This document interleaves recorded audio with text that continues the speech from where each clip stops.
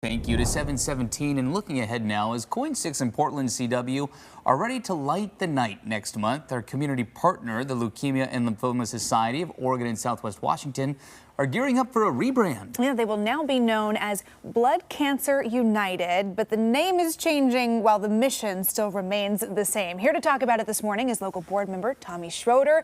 We're going to talk about this rebrand and, of course, our big event in October, Light the Night. Tommy, good morning. Good morning. Morning. Thanks for being here. Of course. Well, so let's talk about this. Why the name change? The Leukemia and Lymphoma Society now moving to Blood Cancer United. Well, Leukemia and Lymphoma Society started about 75 years ago, and we've decided that it wasn't inclusive enough. There are about 20% of the blood cancers that aren't covered under the leukemia and lymphoma naming. There's myelomas, there's MDSs, and so to be more inclusive and to have people realize that we're there to support more types of cancers, the name change was due.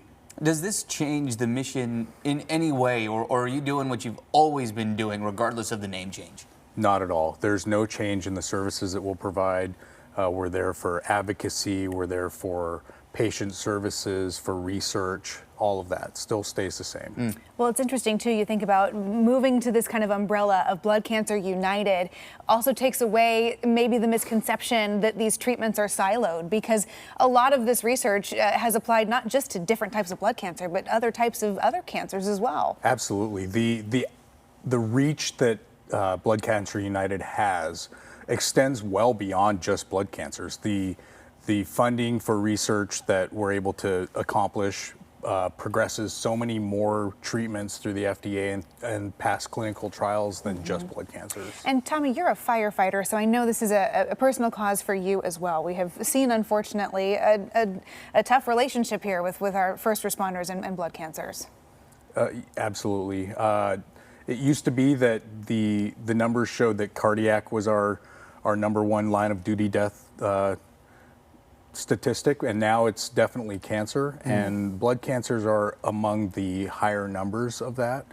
Firefighters are 14% more likely to lose their lives due to cancer than a normal average civilian. Wow, numbers are staggering there. Yeah. So what is the focus right now for Blood Cancer United? What is the next step? What does the next chapter look like for BCU? We're just trying to get the word out of the name change, and continue the great work through fundraising, outreach, awareness, advocacy. Yeah. And we're rebranding as we are also gearing up for Light the Night, of course, coming up next month. This year's event promising to be a really moving evening at the Zidell Yards and the Telecom Crossing. Tell us a little bit about it for folks who haven't had a chance to join in. Well, Light the Night's a wonderful event for anyone that's been touched by blood cancer, whether you're a survivor or a family member, supporter, or have someone that you've lost. It's October 11th. You can sign up right now for a team at bloodcancerunited.org, and you know it's pretty moving. If you haven't been to see thousands and thousands of lanterns lighting up the Telecom Crossing Bridge, it really is something that even someone without a mission connection can participate in. Sure. I mean, there's a visual, tangible representation of the effect, and I think that makes a big impact. If somebody wants to get involved with BCU, how can they do that right now? bloodcancerunited.org.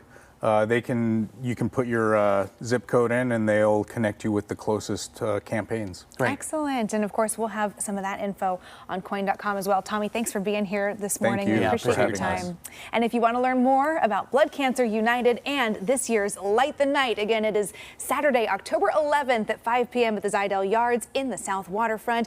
You can register, donate, and learn more right now. Just visit coin.com.